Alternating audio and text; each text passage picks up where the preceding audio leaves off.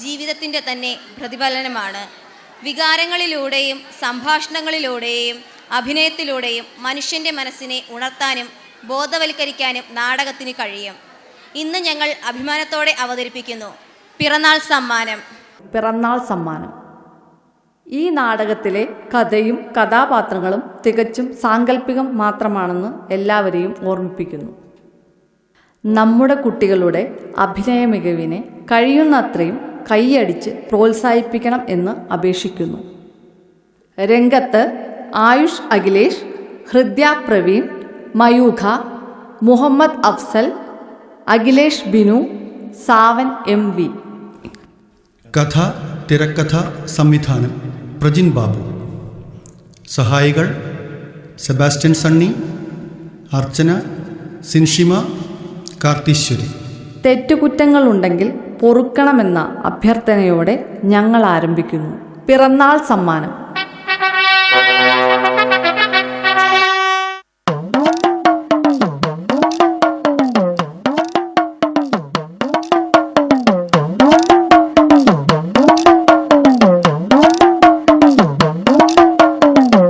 ശ്രീ രാജരാജ ജ്ഞാനേശ്വര മഹാരാജനിതാ എഴുന്നള്ളുന്നേ, എഴുന്നള്ളുന്നേ, എഴുന്നള്ളുന്നേ.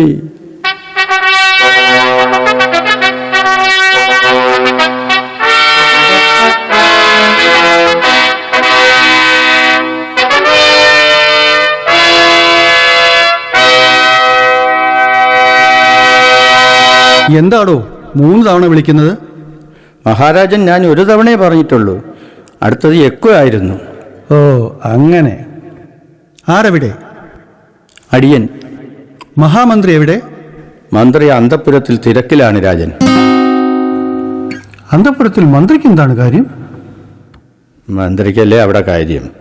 തരം കിട്ടുമ്പോഴെല്ലാം മന്ത്രി അന്തഃപുരത്തിൽ മഹാറാണിക്കൊപ്പമാണെന്ന് അങ്ങേക്ക് അറിവില്ലേ? മന്ത്രി വരട്ടെ.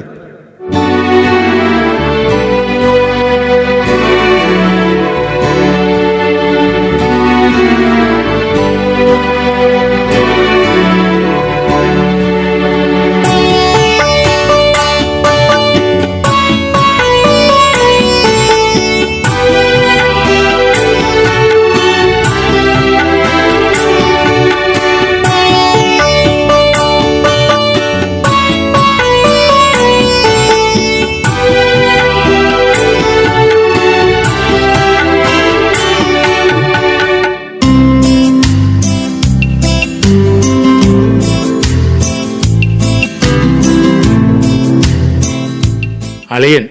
ഓ അല്ല, അടിയൻ. മന്ത്രി എപ്പോഴും അന്തഃപുരത്തിലാണെന്നാണല്ലോ കേൾക്കുന്നത്. എന്താണ് കാര്യം? അത് മഹാരാജൻ, മഹാറാണിക്ക് തമാശകൾ ഇഷ്ടമാണെന്ന് അങ്ങേക്കറിയില്ലേ?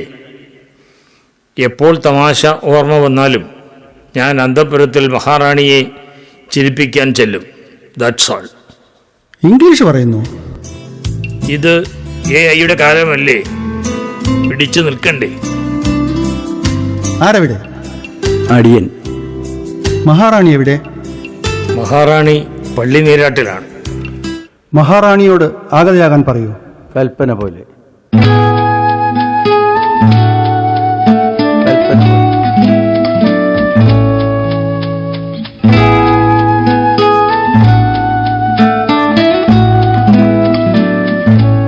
മഹാരാജൻ, അങ്ങനെ തിരക്കിയോ? അതേ പട്ടമഹർഷി, നമ്മുടെ മകളുടെ 18ാം പിറന്നാളല്ലേ. അവൾക്ക് ഇതുവരെ ആരും കൊടുത്തിട്ടില്ലാത്ത ഒരു സമ്മാനം കൊടുക്കണം. അത് എന്ത് സമ്മാനമാണ്? നാം നമ്മുടെ മകളുടെ തന്നെ ശില്പം അവൾക്ക് സമ്മാനിക്കാനാണ് ആഗ്രഹിക്കുന്നത്. അതിപ്പോ എങ്ങനെ സാധിക്കും രാജൻ? ആരും കാണാതെയല്ലേ അങ്ങ് കുമാരിയെ വളർത്തുന്നത്? അതിനു പറ്റിയ അത്ഭുത സിദ്ധികളുള്ള ഒരു ശില്പി എൻ്റെ കയ്യിലുണ്ട്. ശില്പിയെ കൊണ്ടുവരുന്നത് കൊള്ളാം. എൻ്റെ മകളുടെ രൂപമല്ലെങ്കിൽ ശില്പിക്ക് തല കാണില്ല. ഇതിൽ ശില്പി വിജയിച്ചാൽ അളവറ്റ പാരിതോഷികങ്ങൾ നൽകുകയും ചെയ്യും. ശില്പിയെ ഹാജരാക്കാൻ നാം കൽപ്പിക്കുന്നു. കൽപ്പന പോലെ.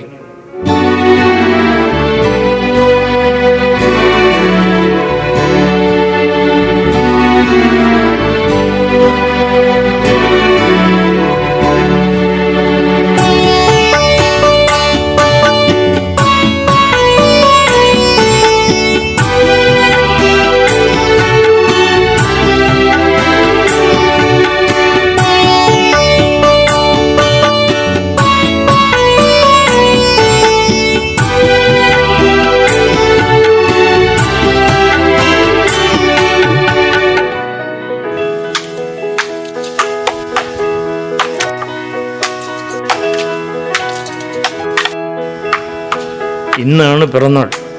ശില്പത്തിൻ്റെ പണി പൂർത്തിയായോ? Just A minute. ഓ ഏയ്, അവസാനത്തെ ഒരു വരി കൂടിയേ ഉള്ളൂ. ഇപ്പം തീർത്തു തരാം.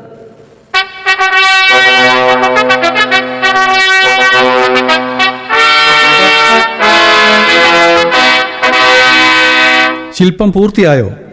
പൂർത്തിയായി. അങ്ങ് ശില്പം അനാച്ഛാദനം ചെയ്താലും പ്രഭു. ആരെവിടെ? അടിയൻ. റാണി എവിടെ?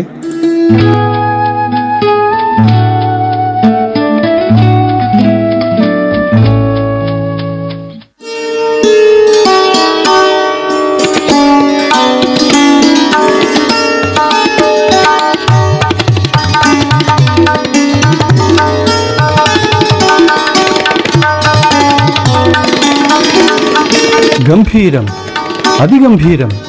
ആരും കണ്ടിട്ടില്ലാത്ത എൻ്റെ മകളുടെ രൂപം എങ്ങനെ ഇത്ര കൃത്യമായി കൊത്താൻ സാധിച്ചു? ഞാൻ പറഞ്ഞിരുന്നല്ലോ, അത്ഭുത സിദ്ധികളുള്ള ശില്പിയാണെന്ന്. ശില്പി, അങ്ങയുടെ അത്ഭുത സിദ്ധികൾ കാണിച്ചാലും ഈ ശില്പത്തിന് ജീവൻ നൽകിയാലും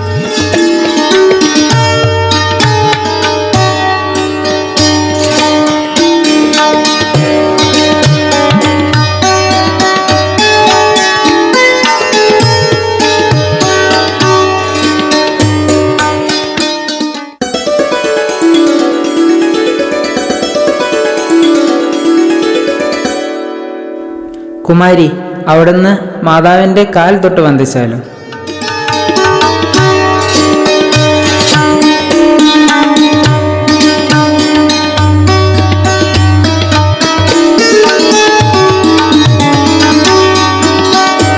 ഇനി പിതാവിൻ്റെ കാൽ തൊട്ട് വന്ദിച്ചാലും.